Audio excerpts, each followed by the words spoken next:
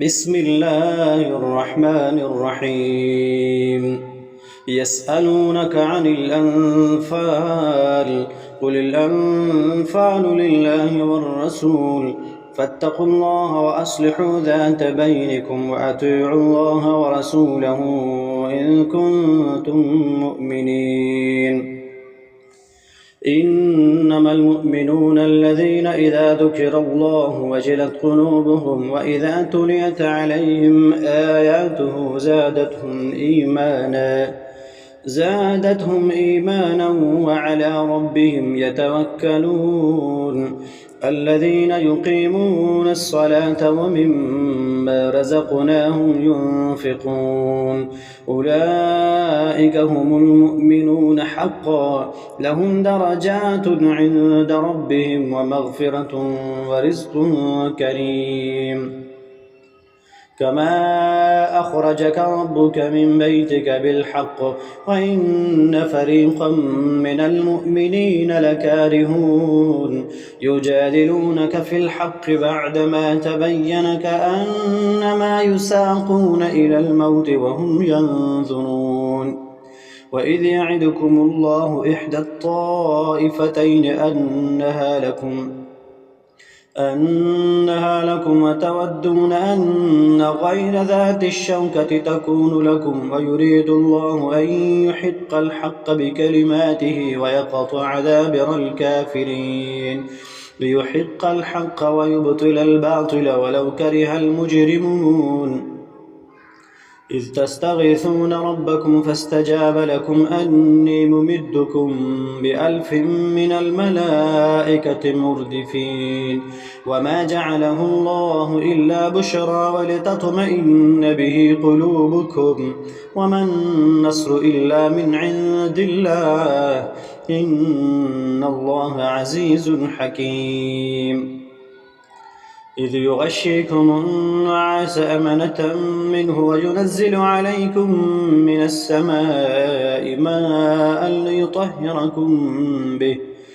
ماء ليطهركم به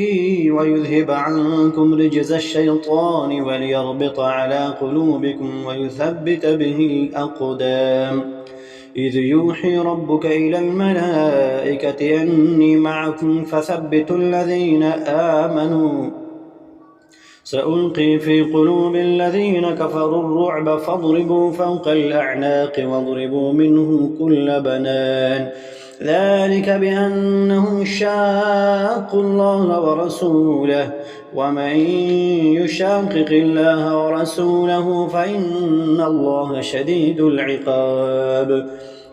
ذلكم فذوقوه وأن للكافرين عذاب النار يا أيها الذين آمنوا إذا لقيتم الذين كفروا زحفا فلا تولوهم الأدبار ومن يولهم يومئذ دبره إلا متحرفا لقتال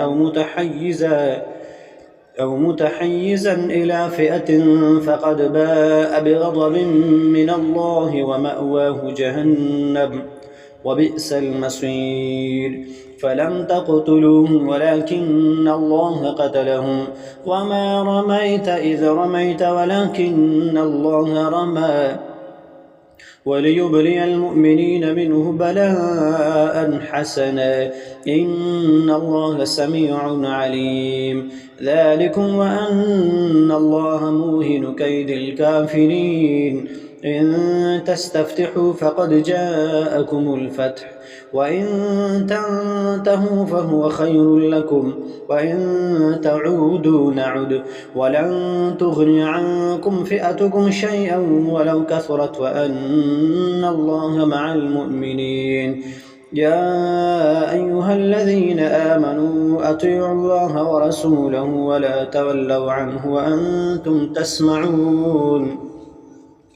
ولا تكونوا كالذين قالوا سمعنا وهم لا يسمعون إن شر الدواب عند الله الصم البكم الذين لا يعقلون ولو علم الله فيهم خيرا لأسمعهم ولو أسمعهم لتولوا وهم معرضون يا أيها الذين آمنوا استجيبوا لله وللرسول إذا دعاكم لما يحييكم واعلموا أن الله يحول بين المرء وقلبه وأنه إليه تحشرون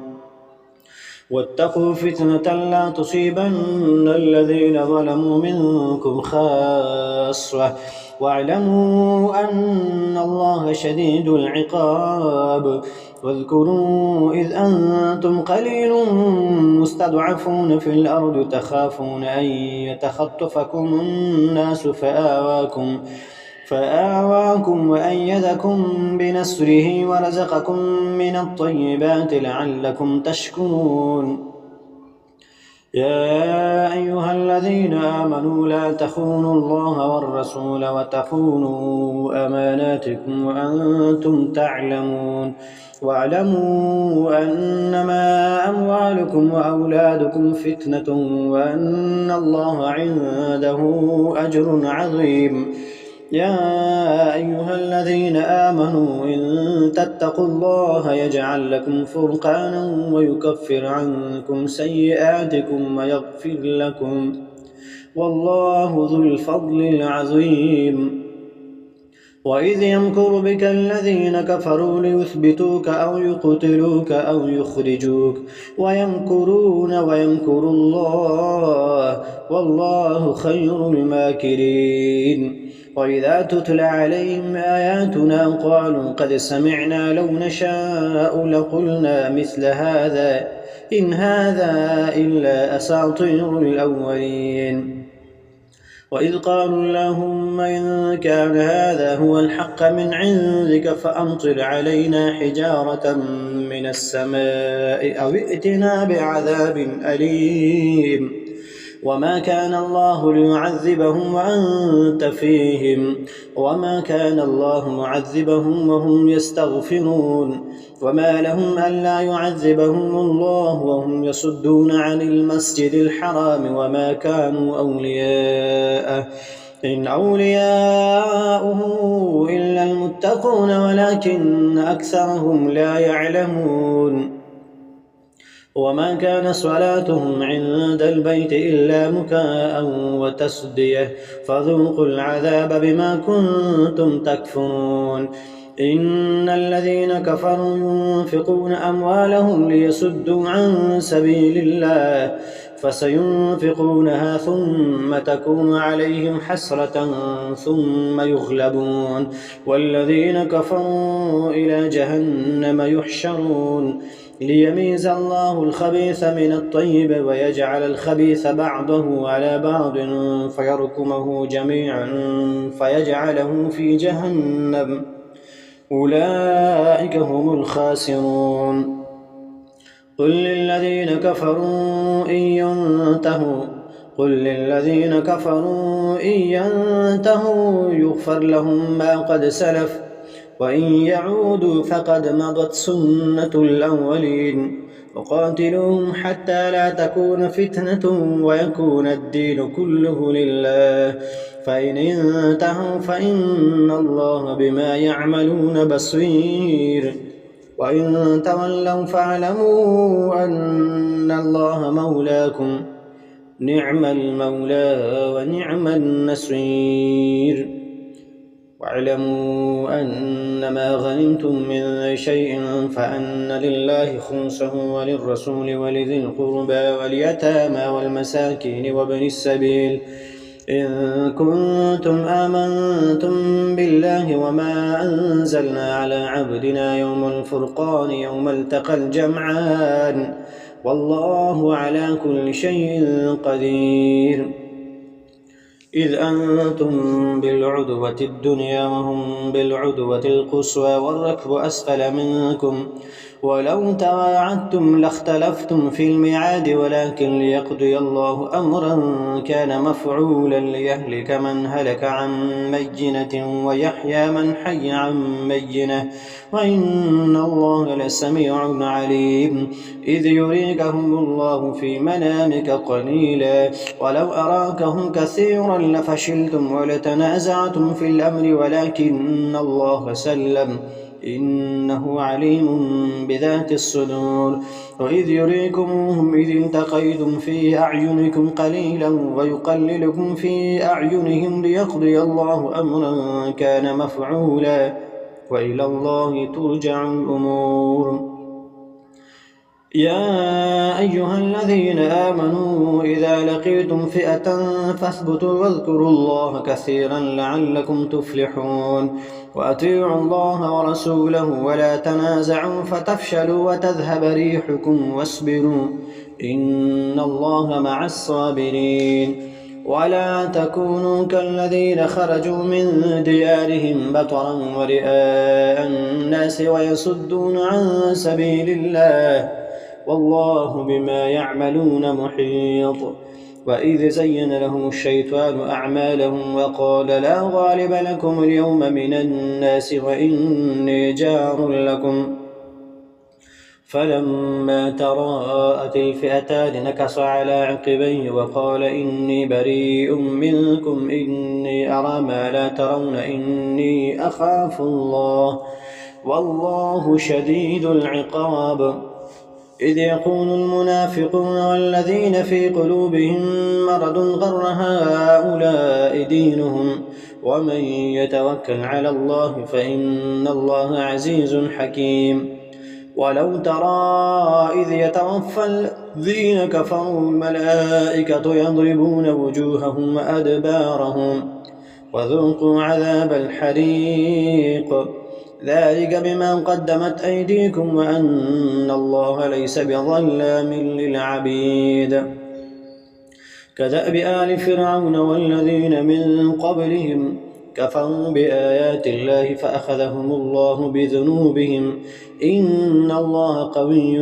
شديد العقاب. ذلك بأن الله لم يك مغيرا نعمة أنعمها على قوم حتى يغيروا ما بأنفسهم وأن الله سميع عليم.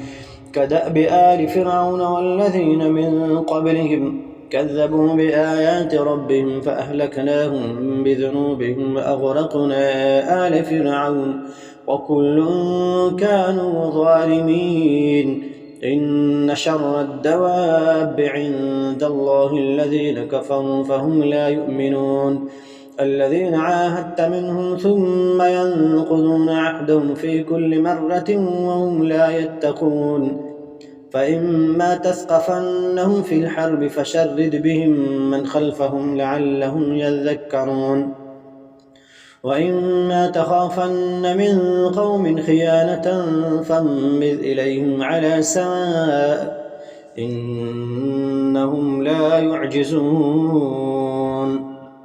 وإما تخافن من قوم خيانة فانبذ إليهم على سواء إن الله لا يحب الخائنين.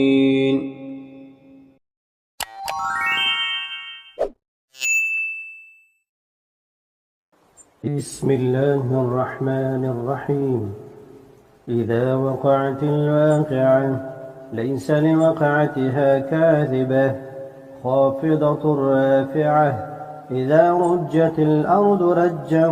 وبست الجبال بسا فكانت هباء منبثا وكنتم أزواجا ثلاثة فأصحاب الميمنة ما أصحاب الميمنة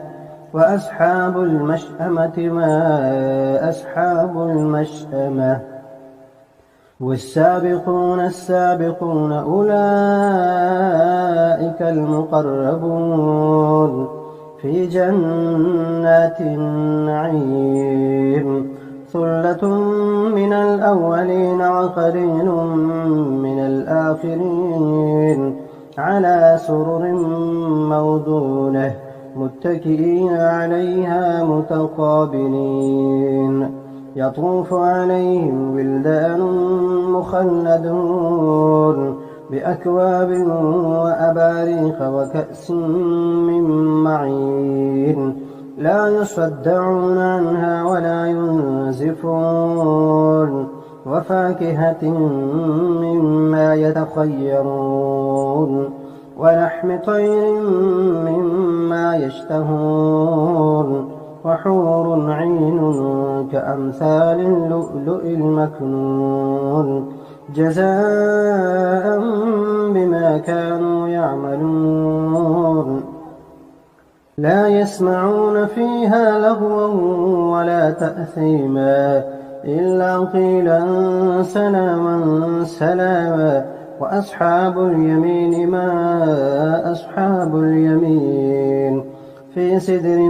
مخضود وطلح منضود وظل ممدود وماء مسكوب وفاكهة كثيرة لا مقطوعة ولا ممنوعة وفرش مرفوعة إنا أنشأناهن إن شاء فجعلناهن أبكارا عربا أترابا لأصحاب اليمين ثلة من الأولين وثلة من الآخرين وأصحاب الشمال ما أصحاب الشمال في سموم وحميم وظل من يحموم لا بارد ولا كريم إنهم كانوا قبل ذلك مترفين وكانوا يصرون على الحنث العظيم وكانوا يقولون أئذا متنا وكنا ترابا وعظاما أئنا لمبعوثون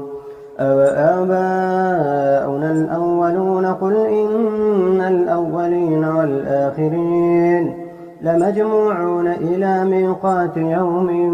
معلوم ثم إنكم أيها الضالون المكذبون لآكلون من شجر من زقوم فمالئون منها البطون فشاربون عليه من الحميم فشاربون شرب الهيم هذا نزلهم يوم الدين نحن خلقناكم فلولا تصدقون أفرأيتم ما تمنون أأنتم تخلقونه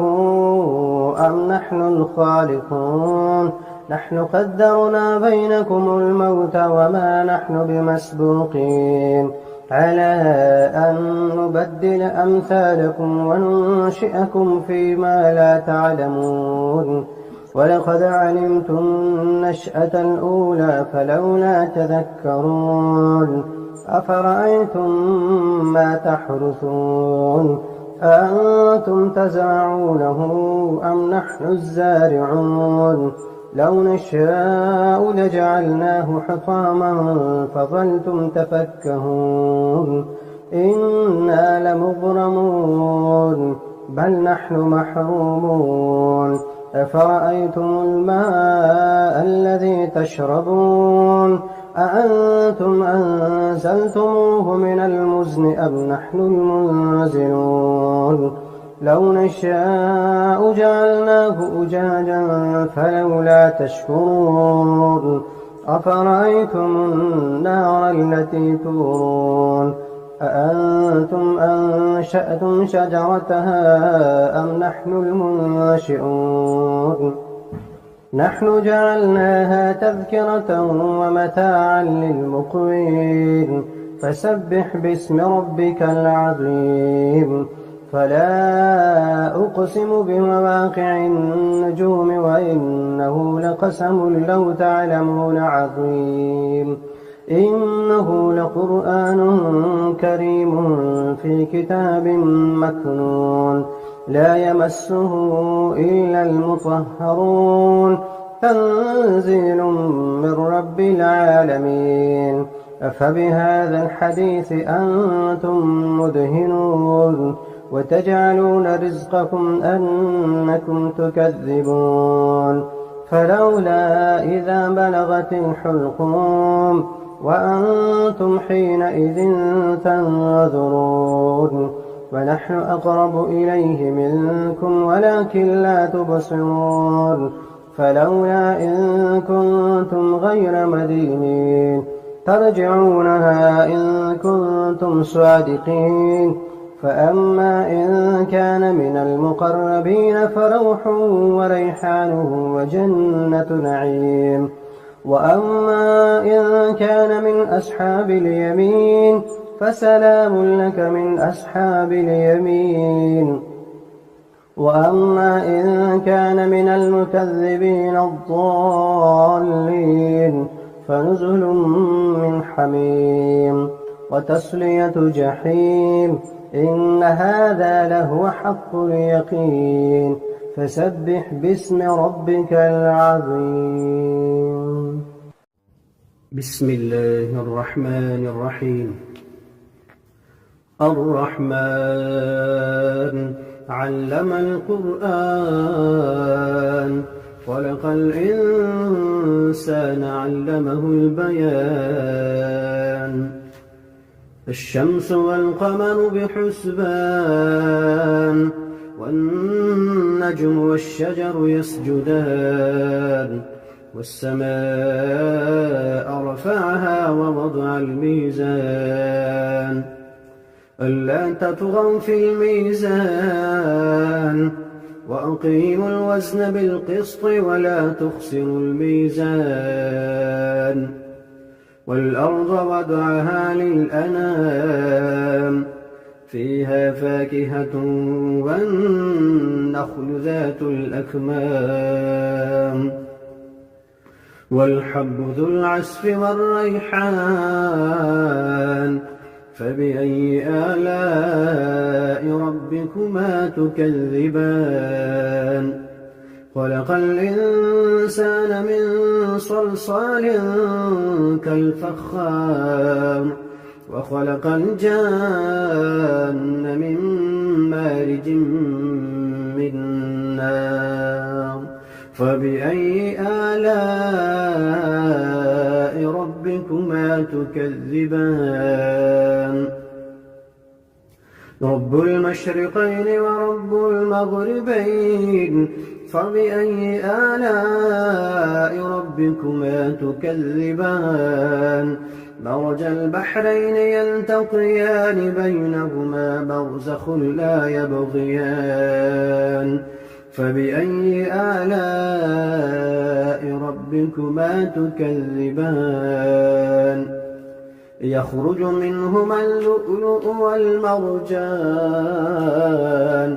فبأي آلاء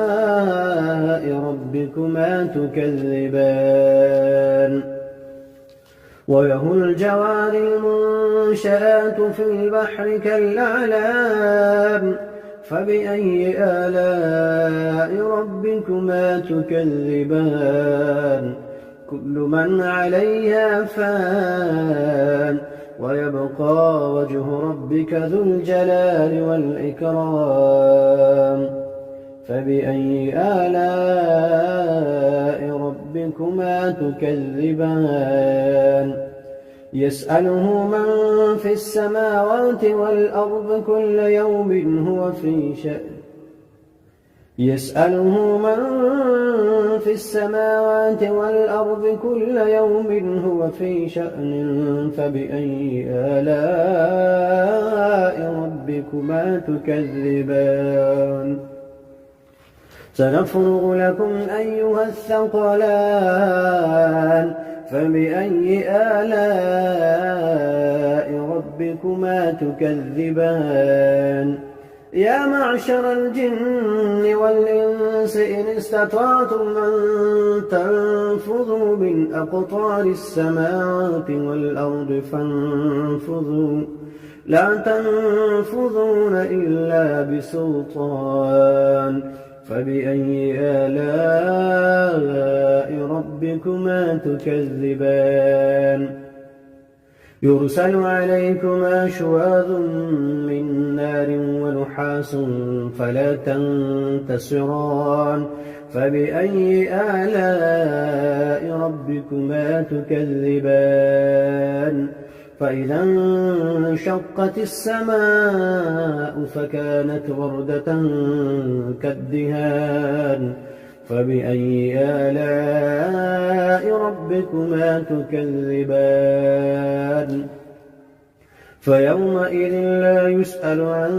ذنبه إنس ولا جان فبأي آلاء ربكما تكذبان يعرف المجرمون بسيماهم فيؤخذ بالنواصي والأقدام فبأي آلاء ربكما تكذبان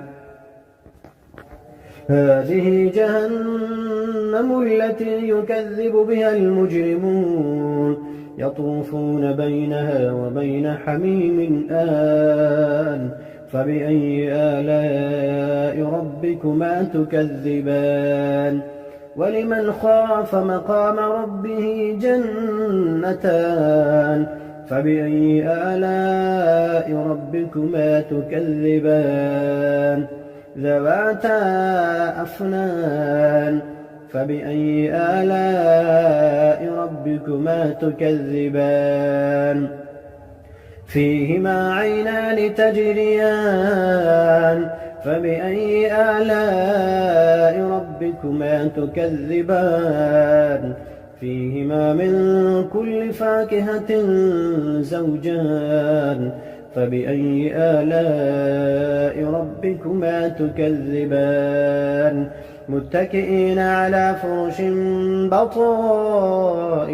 من استبرق وجنى الجنتين دان فبأي آلاء ربكما تكذبان فيهن قاصرات الطرف لم يطمثهن إنس قبلهم ولا جان فبأي آلاء ربكما تكذبان كأنهن الياقوت والمرجان فبأي آلاء ربكما تكذبان هل جزاء الإحسان إلا الإحسان فبأي آلاء ربكما تكذبان ومن دونهما جنتان فبأي آلاء ربكما تكذبان مدهامتان فبأي آلاء ربكما تكذبان فيهما عينان نضاختان فبأي آلاء ربكما تكذبان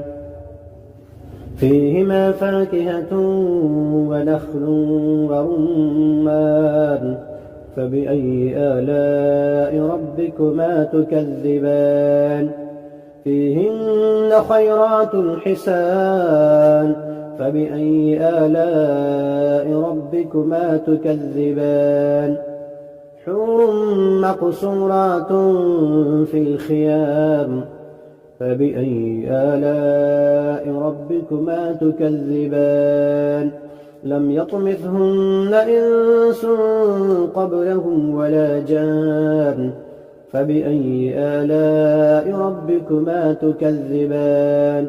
متكئين على رفرف خضر وعبقري حسان فبأي آلاء ربكما تكذبان تبارك اسم ربك ذي الجلال والإكرام بسم الله الرحمن الرحيم ياسين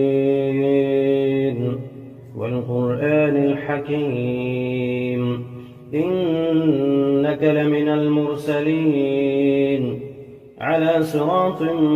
مستقيم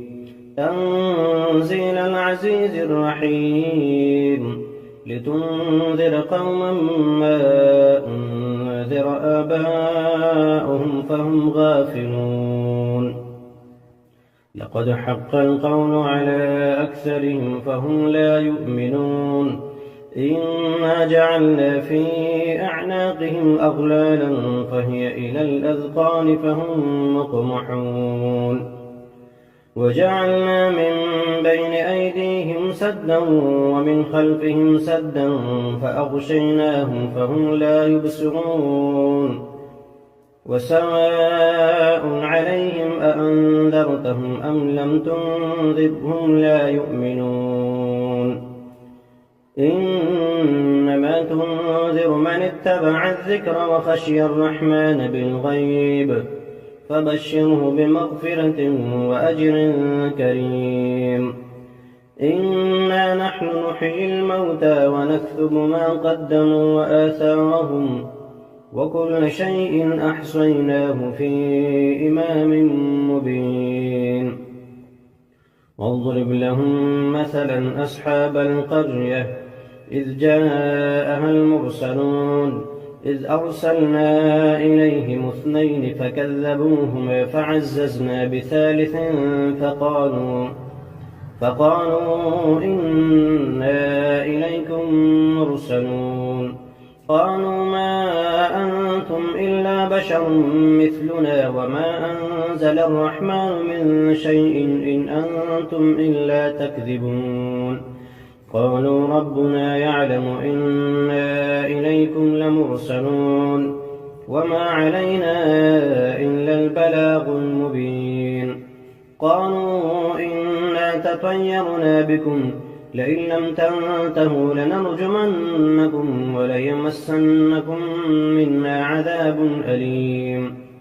قالوا طائركم معكم أئن ذكرتم بل أنتم قوم مسرفون وجاء من أقصى المدينة رجل يسعى قال يا قوم اتبعوا المرسلين اتبعوا من لا يسألكم أجرا وهم مهتدون وما لي لا أعبد الذي فطرني وإليه ترجعون أأتخذ من دونه آلهة إن يردني الرحمن بضر لا تغن عني شفاعتهم شيئا ولا ينقذون إني إذا لفي ضلال مبين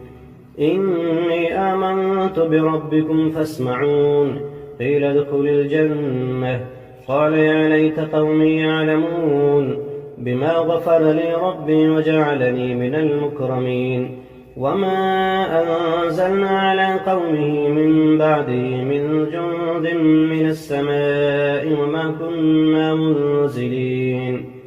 إن كانت إلا صيحة واحدة فإذا هم خامدون يا حسرة على العباد ما يأتيهم من رسول إلا كانوا به يستهزئون ألم يروا كم أهلكنا قبلهم من القرون أنهم إليهم لا يرجعون وإن كل لما جميع لدينا محضرون وآية لهم الأرض الميتة أحييناها وأخرجنا منها حبا فمنه يأكلون وجعلنا فيها جنات من نخيل وأعناب وفجرنا فيها من العيون ليأكلوا من ثمره وما عملته أيديهم أفلا يشكرون سبحان الذي خلق الأزواج كلها مما تنبت الأرض ومن أنفسهم ومما لا يعلمون وآية لهم الليل نسلخ منه النهار فإذا هم مظلمون والشمس تجري لمستقر لها ذلك تقدير العزيز العليم والقمر قدرناه منازل حتى عاد كالعرجون القديم لا الشمس ينبغي لها أن تدرك القمر ولا الليل سابق النهار وكل في فلك يسبحون وآية لهم أنا حملنا ذريتهم في الفلك المشحون وخلقنا لهم من مثله ما يركبون وإن نشأ نغرقهم فلا صريخ لهم ولا هم ينقذون إلا رحمة منا ومتاعا إلى حين. وإذا قيل لهم اتقوا ما بين أيديكم وما خلفكم لعلكم ترحمون وما تأتيهم من آية من آيات ربهم إلا كانوا عنها معرضين. وإذا قيل لهم أنفقوا مما رزقكم الله قال الذين كفروا للذين آمنوا أنطعم من لم يشاء الله أطعمه إن أنتم إلا في ضلال مبين. ويقولون متى هذا الوعد إن كنتم صادقين ما ينظرون إلا صيحة واحدة تأخذهم فهم يخصمون فلا يستطيعون توصية ولا إلى أهلهم يرجعون. ونفخ في الصور فإذا هم من الأجداث إلى ربهم ينسلون. قالوا يا ويلنا من بعثنا من مرقدنا هذا ما وعد الرحمن وصدق المرسلون. إن كانت إلا صيحة واحدة فإذا هم جميع لدينا محضرون. فاليوم لا تظلم نفس شيئا ولا تجزون إلا ما كنتم تعملون. إن أصحاب الجنة اليوم في شغل فاكهون هم وأزواجهم في ظلال على الأرائك متكئون لهم فيها فاكهة ولهم ما يدعون سلام قولا من رب رحيم. وامتازوا اليوم أيها المجرمون ألم أعهد إليكم يا بني آدم ألا تعبدوا الشيطان إنه لكم عدو مبين وأن اعبدوني هذا صراط مستقيم. ولقد أضل منكم جبلا كثيرا أفلم تكونوا تعقلون. هذه جهنم التي كنتم توعدون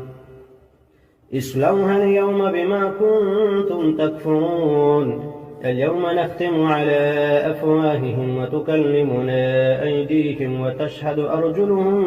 بما كانوا يكسبون. ولو نشاء لطمسنا على أعينهم فاستبقوا الصراط فأنى يبصرون. ولو نشاء لمسخناهم على مكانتهم فما استطاعوا مضيا ولا يرجعون. ومن نعمره ننكسه في الخلق أفلا يعقلون. وما علمناه الشعر وما ينبغي له إن هو إلا ذكر وقرآن مبين لينذر من كان حيا ويحق القول على الكافرين. أولم يروا أنا خلقنا لهم مما عملت أيدينا أنعاما فهم لها مالكون وذللناها لهم فمنها ركوبهم ومنها يأكلون ولهم فيها منافع ومشارب أفلا يشكرون. واتخذوا من دون الله آلهة لعلهم ينصرون لا يستطيعون نصرهم وهم لهم جند محضرون. فلا يحزنك قولهم إنا نعلم ما يسرون وما يعلنون.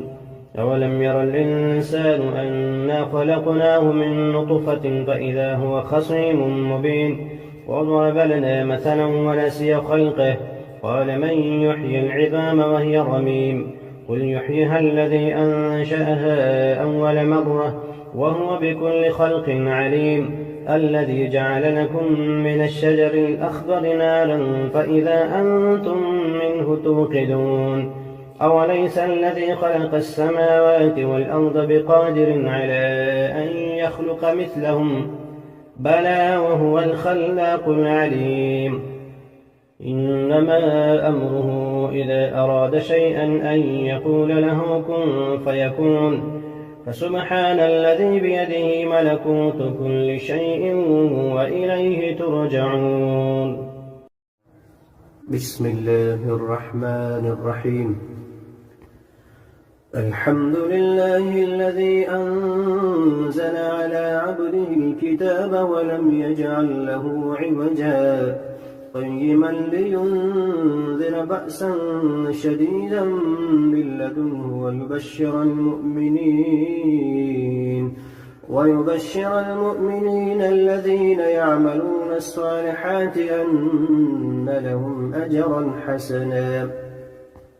ماكثين فيه أبدا وينذر الذين قالوا اتخذ الله ولدا ما لهم به من علم ولا لآبائهم كبرت كلمة تخرج من أفواههم إن يقولون إلا كذبا فلعلك باخع نفسك على آثارهم إن لم يؤمنوا بهذا الحديث أسفا إنا جعلنا ما على الأرض زينة لها لنبلوهم أيهم أحسن عملا وإنا لجاعلون ما عليها صعيدا جرزا أم حسبت أن أصحاب الكهف والرقيم كانوا من آياتنا عجبا إذ أوى الفتية إلى الكهف فقالوا ربنا آتنا من لدنك رحمة وهيئ لنا من أمرنا رشدا فضربنا على آذانهم في الكهف سنين عددا ثم بعثناهم لنعلم أي الحزبين أحصى لما لبثوا أمدا نحن نقص عليك نبأهم بالحق إنهم فتية آمنوا بربهم وزدناهم هدى وربطنا على قلوبهم إذ قاموا فقالوا ربنا رب السماوات والأرض لن ندعو من دونه إلها لقد قلنا إذا شططا هؤلاء قوم اتخذوا من دونه آلهة لولا يأتون عليهم بسلطان بين فمن أظلم ممن افترى على الله كذبا وإذ اعتزلتموهم وما يعبدون إلا الله فأووا إلى الكهف ينشر لكم ربكم من رحمته ويهيئ لكم من أمركم مرفقا وترى الشمس إذا طلعت تزاور عن كهفهم ذات اليمين وإذا غربت تقرضهم ذات الشمال وهم في فجوة منه ذلك من آيات الله من يهد الله فهو المهتد ومن يضلل فلن تجد له وليا مرشدا وتحسبهم أيقاظا وهم رقود ونقلبهم ذات اليمين وذات الشمال وكلبهم باسط ذراعيه بالوصيد لو اطلعت عليهم لوليت منهم فرارا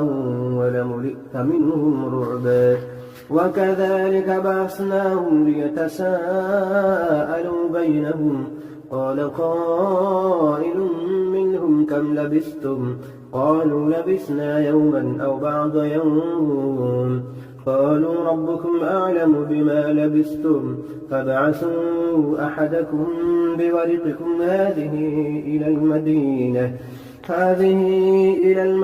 فلينظر أيها أزكى طعاما فليأتكم برزق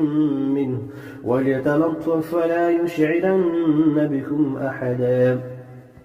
إنهم إن يظهروا عليكم يرجموكم أو يعيدوكم في ملتهم ولن تفلحوا إذا أبدا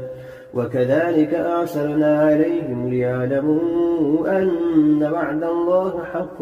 وأن الساعة لا ريب فيها إذ يتنازعون بينهم أمرهم فقالوا بنوا عليهم بنيانا ربهم أعلم بهم قال الذين غلبوا على أمرهم لنتخذن عليهم مسجدا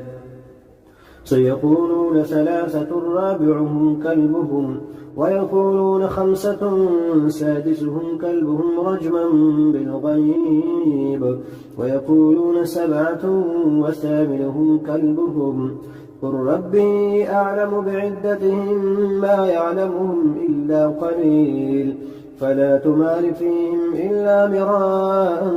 ظاهرا ولا تستفت فيهم منهم أحدا ولا تقولن لشيء إني فاعل ذلك غدا إلا أن يشاء الله واذكر ربك إذا نسيت وقل عسى أن يهديني ربي لأقرب من هذا رشدا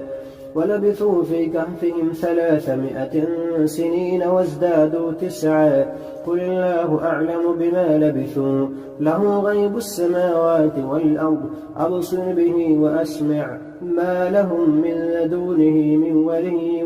ولا يشرك في حكمه أحدا واتل ما أوحي إليك من كتاب ربك لا مبدل لكلماته ولن تجد من دونه ملتحدا واصبر نفسك مع الذين يدعون ربهم بالغداة والعشي يريدون وجهه ولا تعد عيناك عنهم تريد زينة الحياة الدنيا ولا تطع من أغفلنا قلبه عن ذكرنا واتبع هواه وكان أمره فرطا وقل الحق من ربكم فمن شاء فليؤمن ومن شاء فليكفر إنا أعتدنا للظالمين نارا أحاط بهم سرادقها وإن يستغيثوا يغاثوا بماء كالمهل يشوي الوجوه بئس الشراب وساءت مرتفقا إن الذين آمنوا وعملوا الصالحات إنا لا نضيع أجر من أحسن عملا أولئك لهم جنات عدن تجري من تحتهم الأنهار يحلون فيها من أسابر من ذهب ويلبسون ثيابا خضرا من سندس واستبرق متكئين فيها على الأرائك نعم الثواب وحسنت مرتفقا واضرب لهم مثلا رجلين جعلنا لأحدهما جنتين من أعناب وحففناهما بنخل وجعلنا بينهما زرعا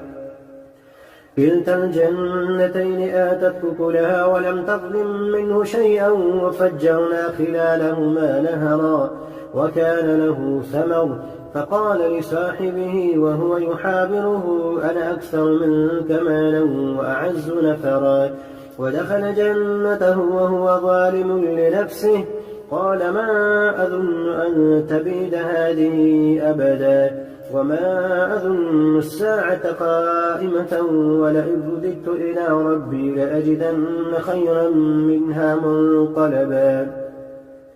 قال له صاحبه وهو يحاوره أكفرت بالذي خلقك من تراب ثم من نطفة ثم سواك رجلا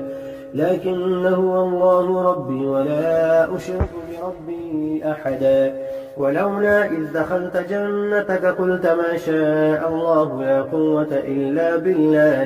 إن ترني أنا أقل منك مالا وولدا فعسى ربي أن يؤتيني خيرا من جنتك ويرسل عليها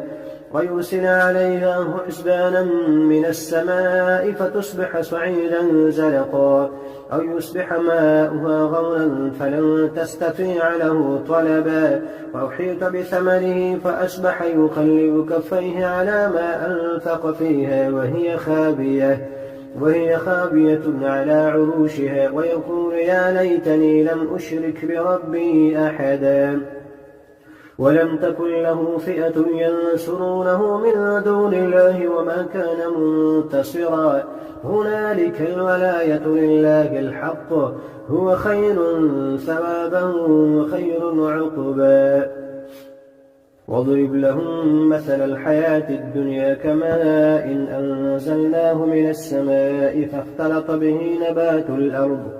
نبات الأرض فأصبح هشيما تذروه الرياح وكان الله على كل شيء مقتدرا. المال والبنون زينة الحياة الدنيا والباقيات الصالحات خير عند ربك ثوابا وخير أملا. ويوم نسير الجبال وترى الأرض بارزة وحشرناهم فلم نغادر منهم أحدا وعرضوا على ربك صفا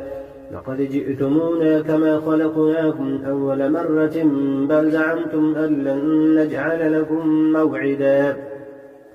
ووضع الكتاب فترى المجرمين مشفقين مما فيه ويقولون يا ويلتنا ما لهذا الكتاب لا يغادر صغيرة ولا كبيرة إلا أحصاها ووجدوا ما عملوا حاضرا ولا يظلم ربك أحدا. وإذ قلنا للملائكة اسجدوا لآدم فسجدوا إلا إبليس كان من الجن ففسق عن أمر ربه أفتتخذونه وذريته أولياء من دوني وهم لكم عدو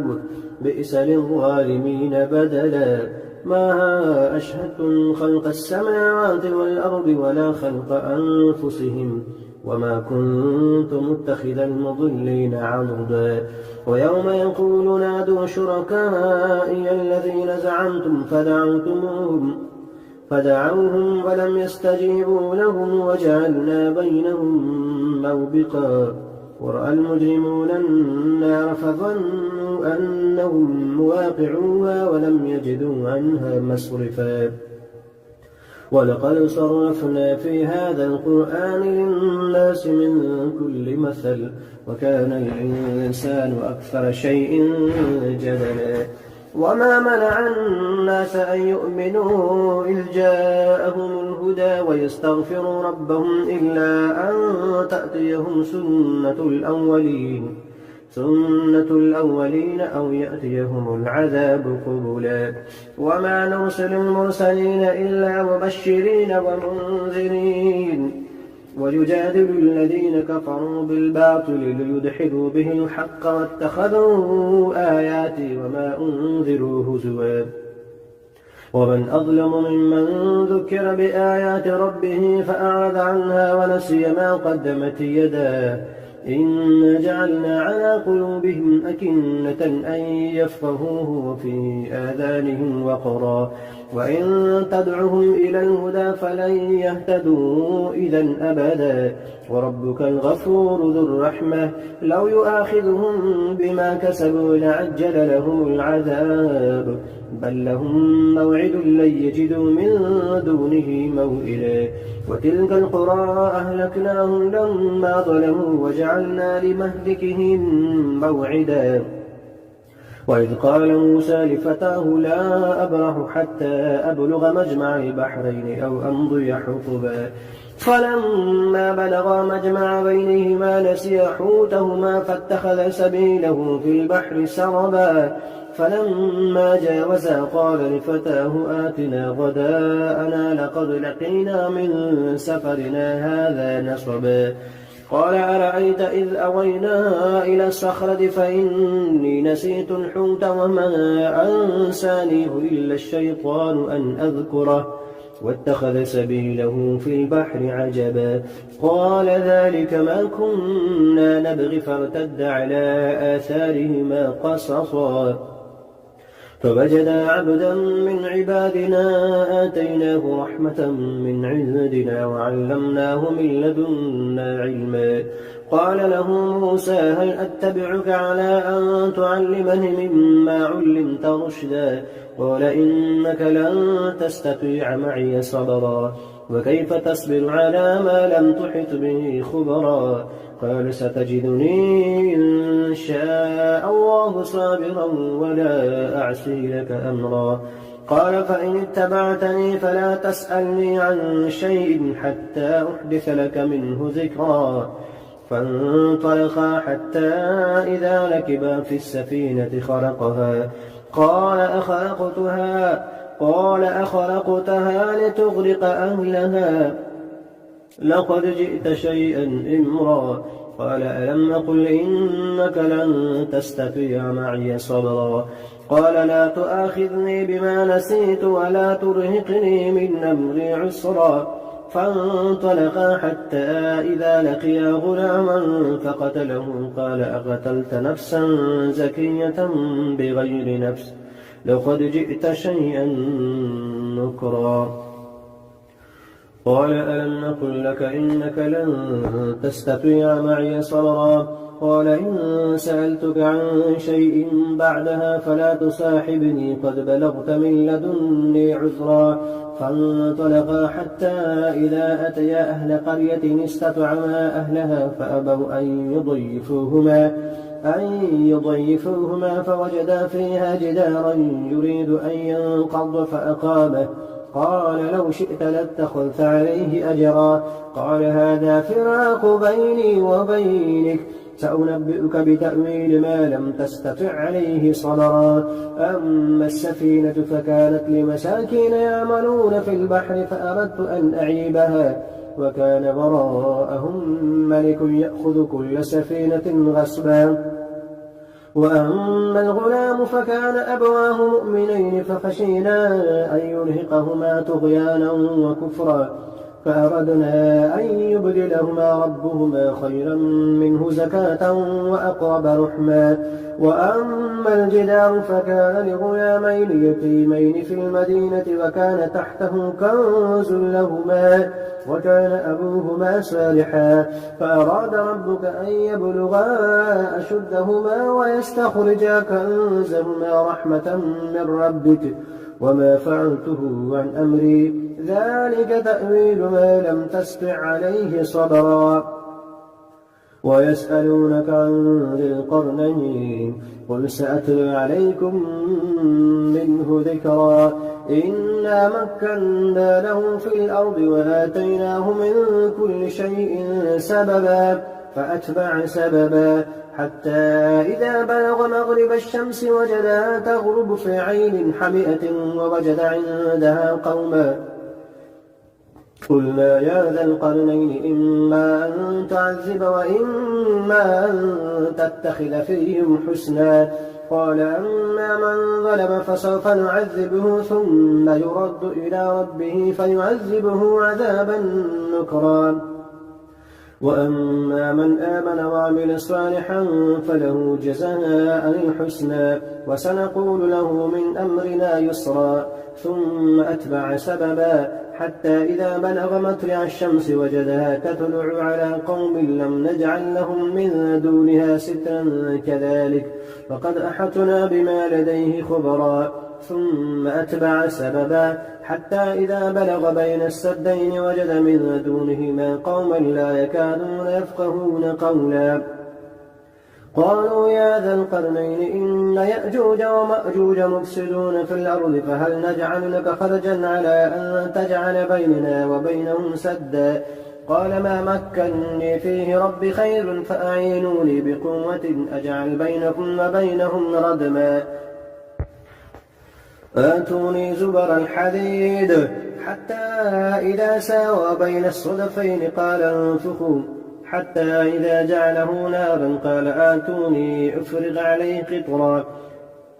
فما استطاعوا أن يظهروه وما استطاعوا له نقبا. قال هذا رحمة من ربي فإذا جاء وعد ربي جعله دكا وكان وعد ربي حقا. وتركنا بعضهم يومئذ يموج في بعض ونفخ في السور فجمعناهم جمعا وعرضنا جهنم يومئذ للكافرين عرضا. الذين كانت أعينهم في غطاء عن ذكري وكانوا لا يستطيعون سمعا.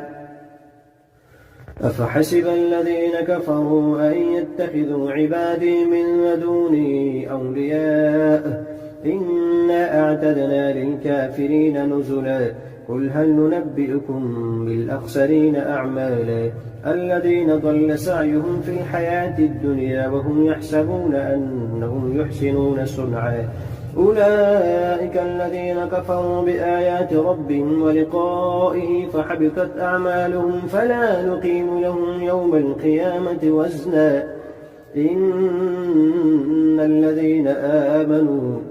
ذلك جزاؤهم جهنم بما كفروا واتخذوا آياتي ورسلي هزوا إن الذين آمنوا وعملوا الصالحات كانت لهم جنات الفردوس نزلا خالدين فيها لا يبغون عنها حولا قل لو كان البحر مدادا لكلمات ربي لنفد البحر قبل أن تنفد كلمات ربي ولو جئنا بمثله مددا قل إنما أنا بشر مثلكم يوحى إلي أنما إلهكم إله واحد فمن كان يرجو لقاء ربه فليعمل عملا صالحا ولا يشرك بعبادة ربه أحدا.